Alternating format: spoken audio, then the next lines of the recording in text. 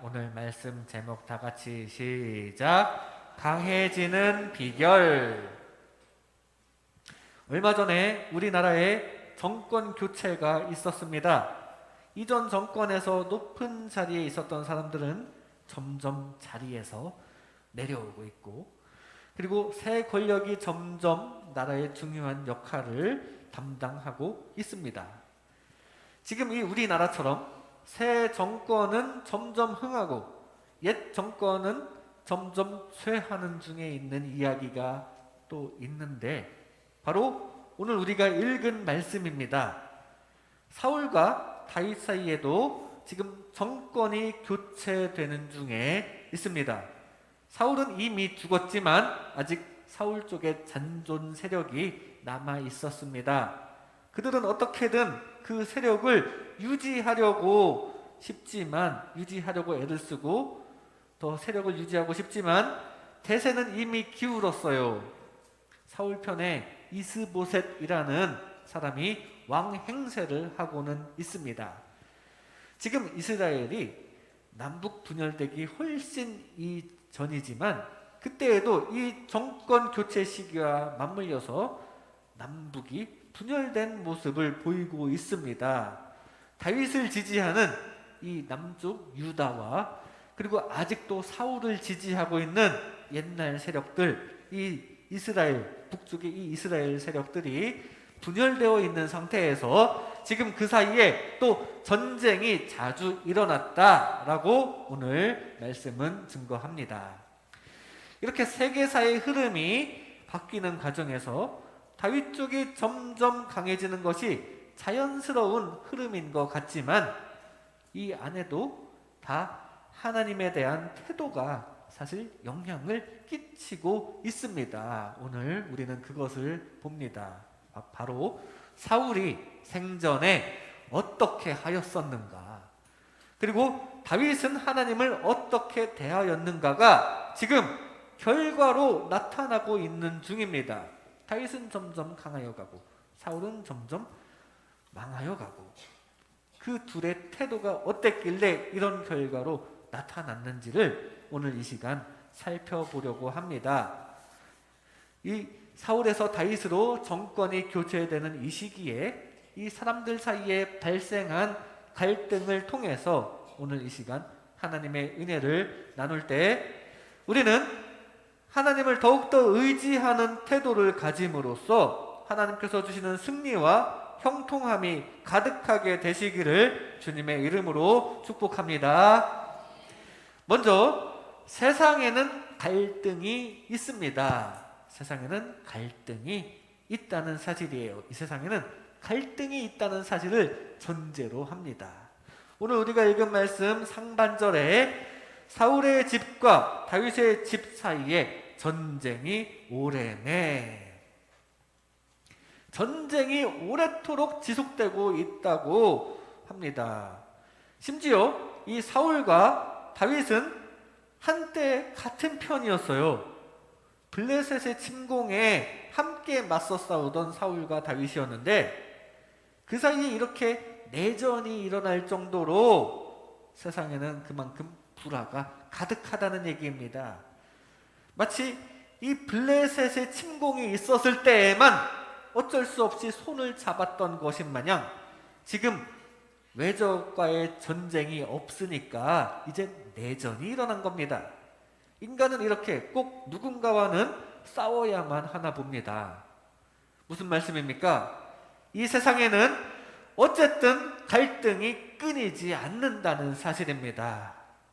왜냐하면 인간의 욕심은 끝이 없고 또 저마다 생각이 다르고 입장이 다르기 때문에 이 세상에서는 원칙적으로 갈등이 있을 수밖에 없어요.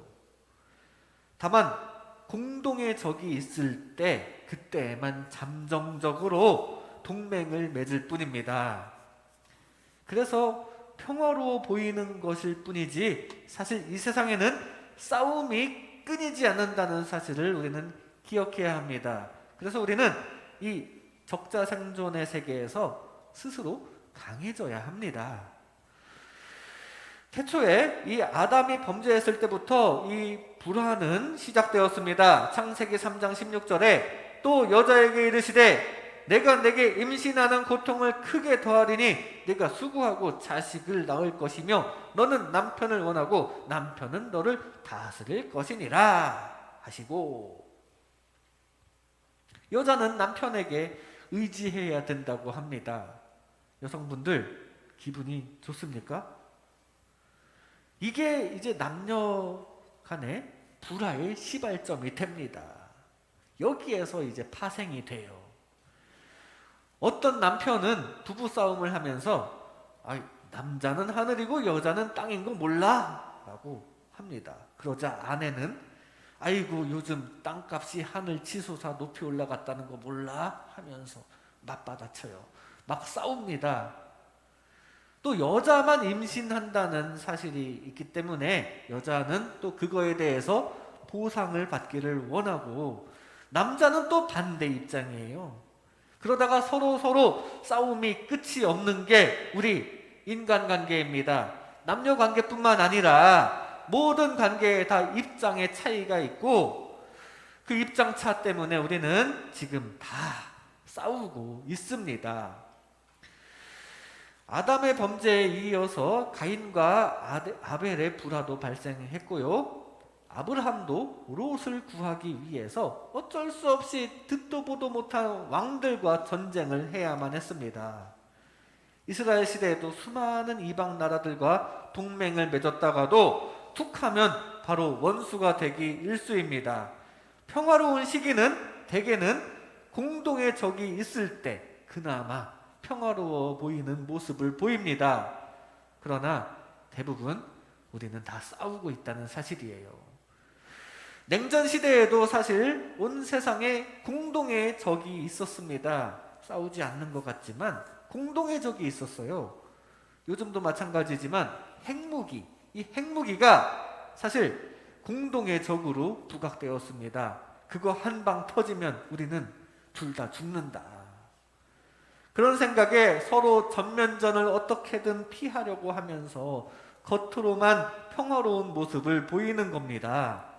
그런데 사실 그게 진짜 평화입니까? 겉으로만 잘 지낼 뿐 속에는 다 자기 이기적인 생각들로 가득 차 있다는 사실입니다. 언제 터질지 몰라요. 우리는 다 서로 저마다 다른 생각으로 싸우고 있고, 아니면은 안 싸우는 척하지만 갈등 중에 있고, 우리 인간 사회는 다 그런 모습입니다. 예수님 시대에도 바리새인과 사두개인들이 그렇게 서로 싸우면서 싸우고 서로 갈등하고 대립하기만 했는데, 잠시 그 두 진영이 한 팀이 된 적이 있었어요. 바로 예수님을 시험할 때입니다. 바리새인들은 예수님께 성전세를 어떻게 내느냐 마느냐에 대한 질문으로 시험을 하고 있고, 사두개인들은 부활 때에는 누구의 아내가 될는지 질문을 하고 있고, 이렇게 예수님을 공격할 때에만 이렇게 한 팀이 되는 모습을 보입니다. 그러다가 예수님이 사라지시면 또 싸워요. 세상에는 이렇게 갈등이 끊이지 않습니다. 지금도 지구 반대편에는 전쟁이 일어나고 있습니다. 그리고 우리도 지금 그 영향을 받고 있죠. 유가 상승 때문에 요즘 어디 차 타고 멀리 가기가 겁나고 있고요. 농산물 가격도 갑자기 치솟아서 뭘 먹고 살아야 할지 걱정이 됩니다. 그리고 그 갈등은 사실 그 국가 간의 갈등으로만 나타나지 않습니다. 한 나라 안에서도 갈등이 심각해요. 지금 러시아 안에서도 지금 반전을 주장하는 사람들, 전쟁 반대하는 사람들과 정부 사이에 갈등이 있고요. 우리나라도 마찬가지로 외교적인 문제, 외교적인 시각차가 있기 때문에 서로 의견이 대립되고 있습니다. 사드를 어떻게 배치를 하느냐 마느냐부터 시작해서, 아니 왜 하필 우리 동네에 배치하느냐, 이런 님비 갈등도 있고, 우리는 모두 다 이 각자의 입장이 있고 이기적이기 때문에 항상 싸웁니다. 늘 싸워요. 우리는 같은 편이다가도 적이 되는 경우도 상당히 많습니다. 우리는 이렇게 늘 싸운다는 사실입니다. 인류는 예로부터 이렇게 싸움을 일삼다 못해 스포츠라는 것을 만들어서 싸움을 즐기기까지 합니다.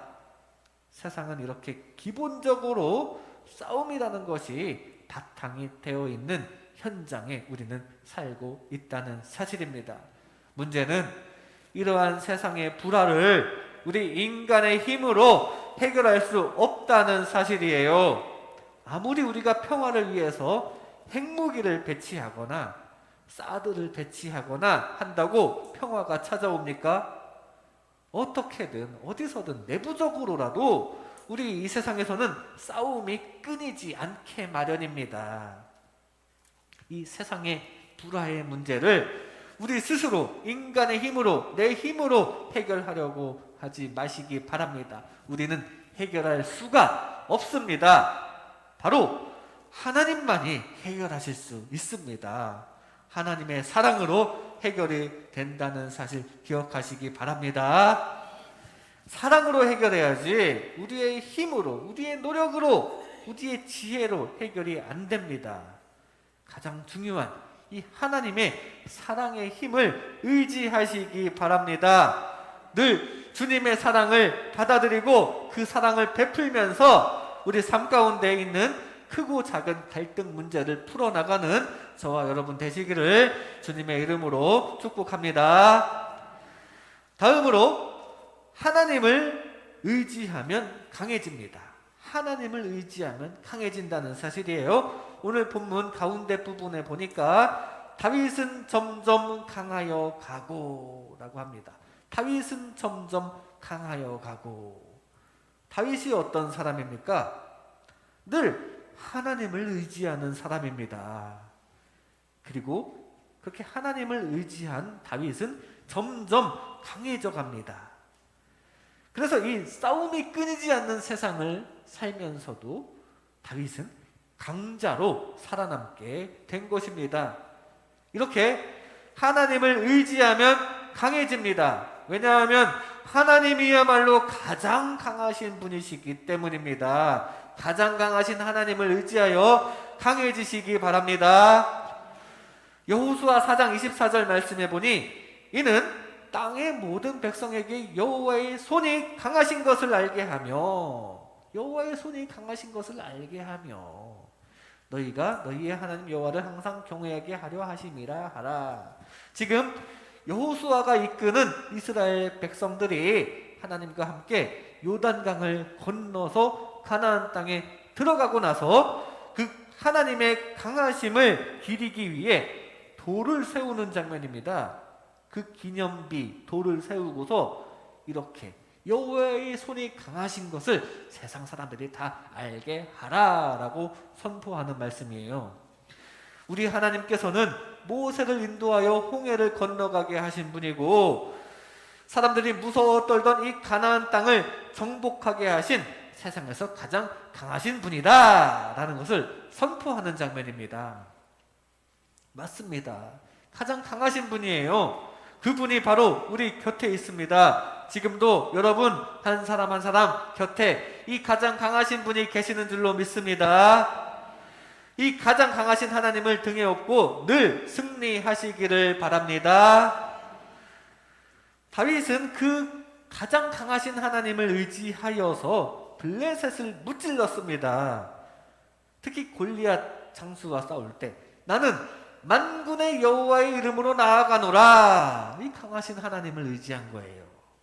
전쟁은 여호와께 속한 것인즉 그가 너희를 우리 손에 넘기시리라. 다윗은 하나님을 전적으로 믿고 의지하였습니다. 그랬으니까 이 칼과 창이 아닌 물맷돌만 가지고도 달려갈 수 있었습니다. 하나님께서는 전지전능한 분이시자 우리의 든든한 백이 되시는 분이에요. 우리가 하나님을 진정으로 믿고 의지하기만 하면 그래서 하나님께서 움직이게만 하시면 됩니다. 그럼 하나님께서 다 해결해 주십니다. 그렇게 하나님과 함께 동행하여 강하게 되시고 늘 승리하시기를 바랍니다.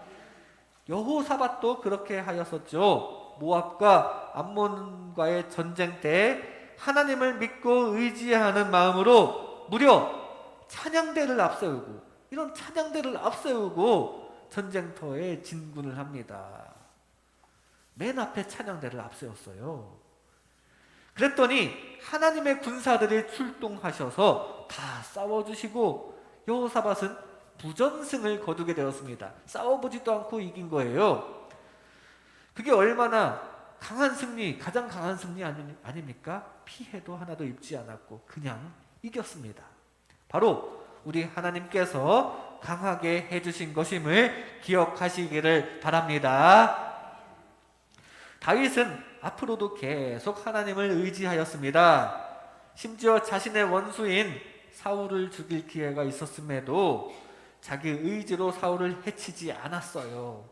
끝까지 하나님의 섭리를 믿고 인내하였습니다. 그런 다윗이었기에 하나님께서는 계속 다윗을 강하게 해주시고 오늘 본문 말씀처럼 점점 강하게 만드셨습니다. 다윗은 점점 강하여지고, 그리고 지금도 그 나라, 그 유대 민족의 대표 조상으로 사람들에게 칭송받고 있으며 예수님의 혈통이 되고 또 하나님께도 영원히 인정받는 하나님의 사람이 된 것입니다.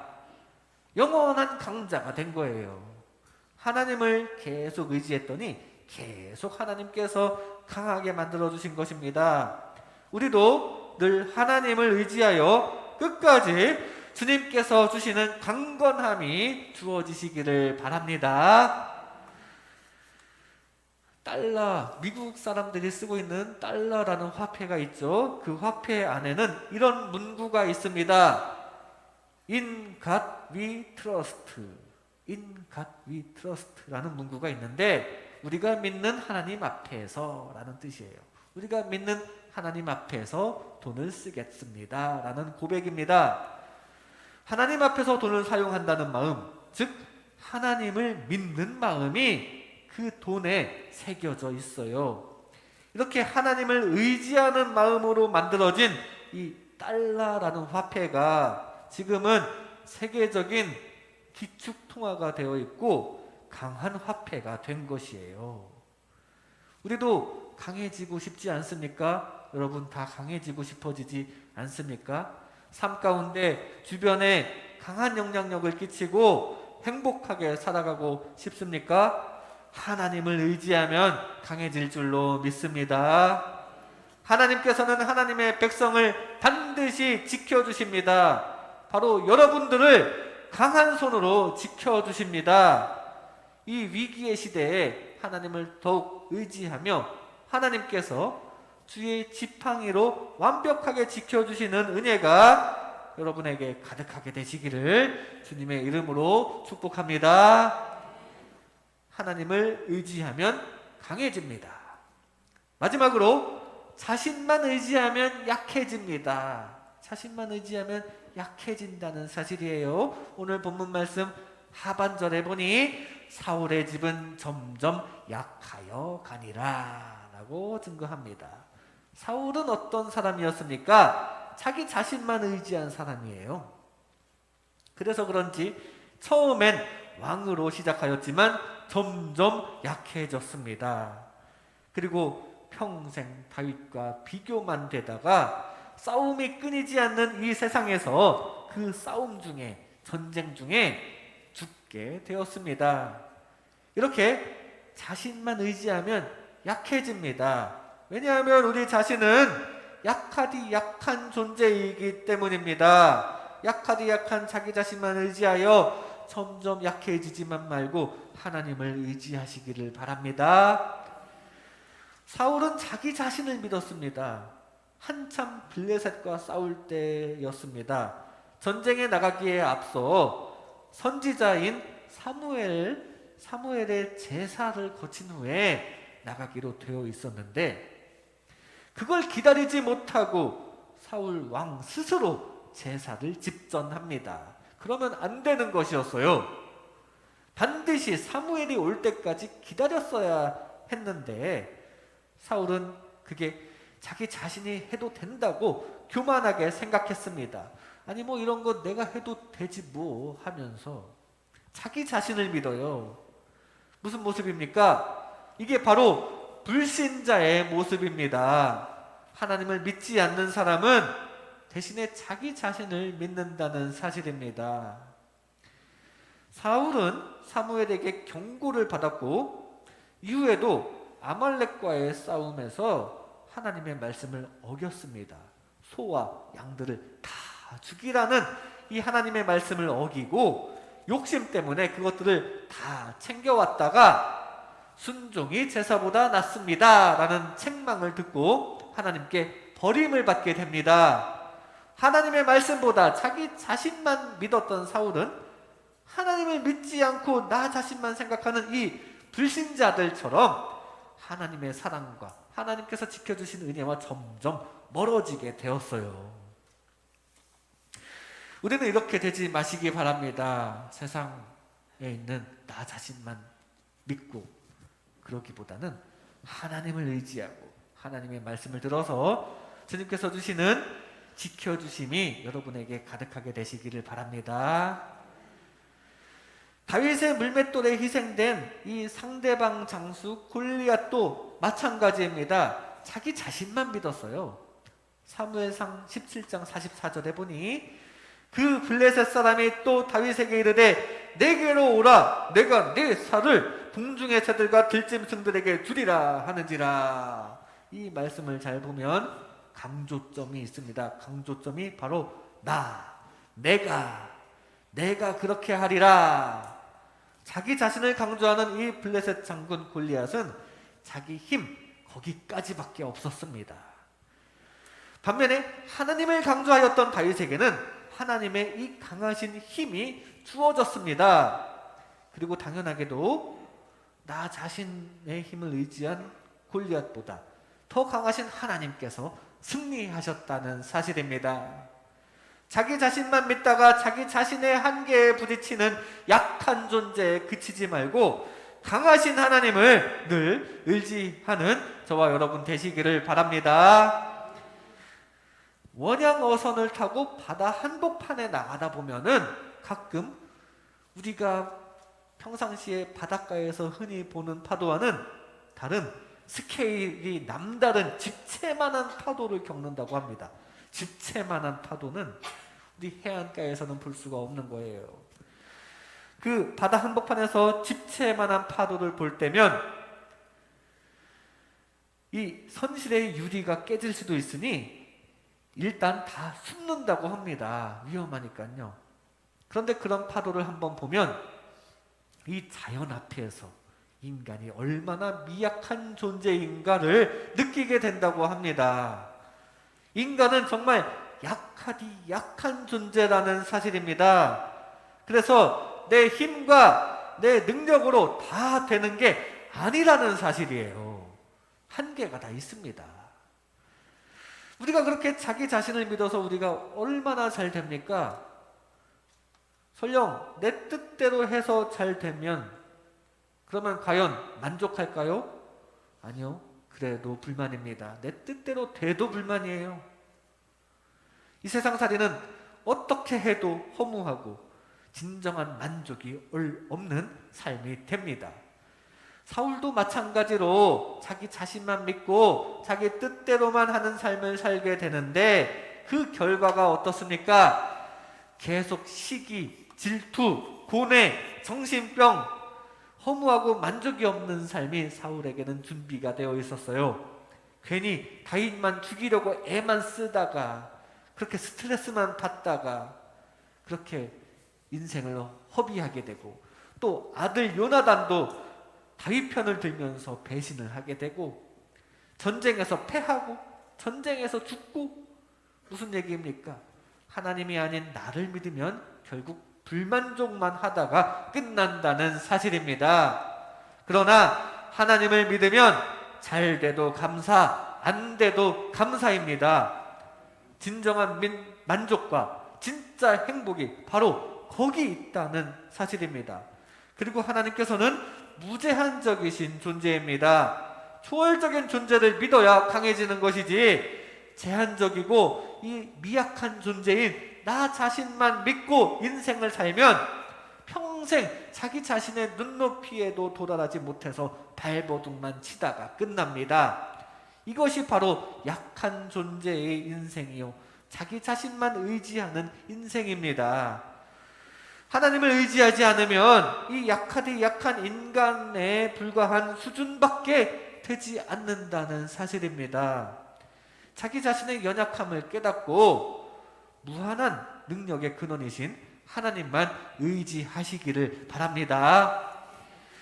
지금 저 먼 곳에서는 지금도 전쟁 중입니다. 어쩌면 이 전쟁이 세계 전체적으로 퍼질 가능성도 아예 없지는 않습니다. 위기예요. 그리고 그 전쟁이 아니더라도 사실 지금도 이 한반도는 전쟁 중입니다. 지금 전쟁의 위기 가운데 있어요. 지금 우리가 상대적으로 등 따시고 배부르고 세상 화려한 눈물과 즐거움으로 가득 가려져서 그렇지 지금도 우리는 위기입니다. 이런 전쟁의 위기 가운데 우리는 나름 강해지려고 노력을 하고 있어요. 군사력을 증강하고 있고 경제력을 높이려고 하고 있고 다 열심히 살고 다 노력을 하고 있습니다. 그런데 진짜 강해지려면 우리는 하나님을 의지해야 합니다. 하나님을 의지해야 할 줄로 믿습니다. 그 전쟁, 우리 인간의 힘으로 막을 수 있는 문제가 아닙니다. 전쟁은 전능하신 하나님께 속한 것임을 늘 기억하시기 바랍니다. 자기 자신만 의지하다가 하나님의 외면을 받지 않게 되지는 않기를 바랍니다. 강하신 하나님을 의지하여 주님 주시는 형통함과 평안함이 가득하게 되시기를 주님의 이름으로 축복합니다.